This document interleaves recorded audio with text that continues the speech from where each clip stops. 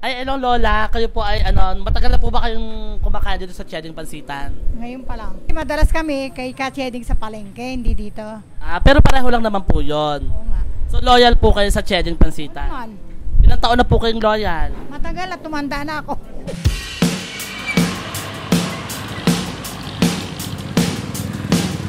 May Facebook kayo? Ano ba? Ay, kami nagugutom na. Ay, bakit nagugutom kayo? Wala kayong karapatan kumain, mamaya pa.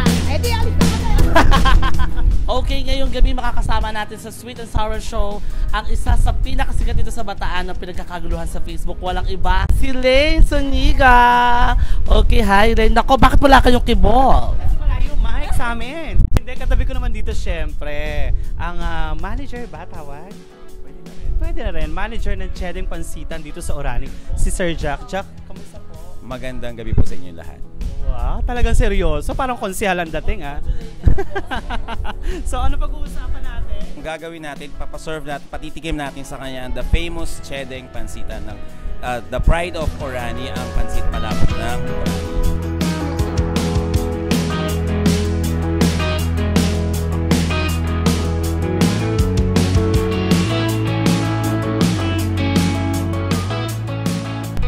Ay nako, may sikreto na itong pansitan na to. At first time matitikman ni Lane ang pinakasikat na pansitan. Narinig mo na ba itong Chedeng Pansitan? Naririnig ko na siya, pero yung ibang foods nila hindi ko pa natitikman.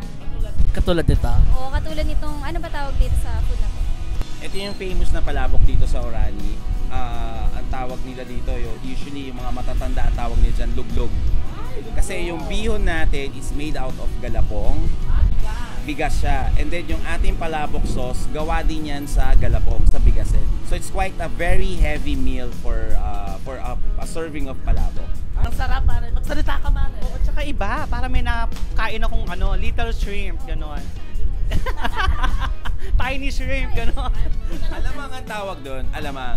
Ayun, sobrang sarap nung parang feeling ko may chicharon siya, tapos may...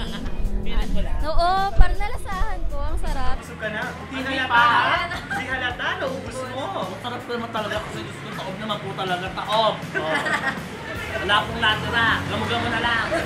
So palabok lang talaga ang binebenta natin. And we came up with other side dishes and yung ating famous na halo-halo.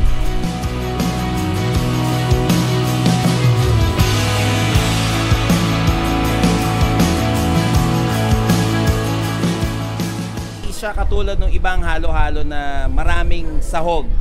So ang ingredients natin yung saba, munggo, beans, yema, and yung ating gabi ice cream, which is one of the famous here in Orani. 30 pesos. Bagay ko ngayon tag-ulan. Masarap po.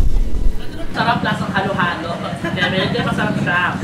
Gusto ka, pwede hindi siya masyadong matamis. Yun ang bongga. Favorite ko naman. Favorite ko sweet. Ano lasa sweet? Lasang halo-halo. Ano? Sarap. Sarap! Sarap! Nakakaloka, sarap. Oh my God, Darla. May ingit ko. Sarap.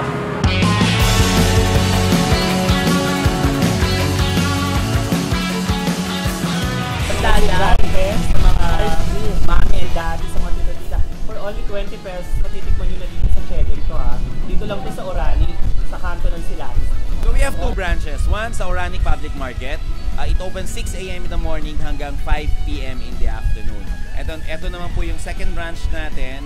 Opens at 7 a.m. in the morning and then it closes at 8 p.m. So tara na sa Chedeng Pansitan, Orani's famous palabok. And thank you sa Sweet and Sour Show. Bye! Alam mo yung galapo? Ano ba yun? Hindi niya alam. Eyeliner. From blush on. Sustansya itong pansit. Kasi yung bihon, rich in carbohydrates. Dahil syempre, gawa yan sa galapong. Bigas yan, mayaman sa carbohydrates. Pampalakas yan. Tuwing umaga, kailangan natin kumain. Yung itlog, mayaman naman to saan? Saan mayaman ang itlog? Sa dilaw? Yeah!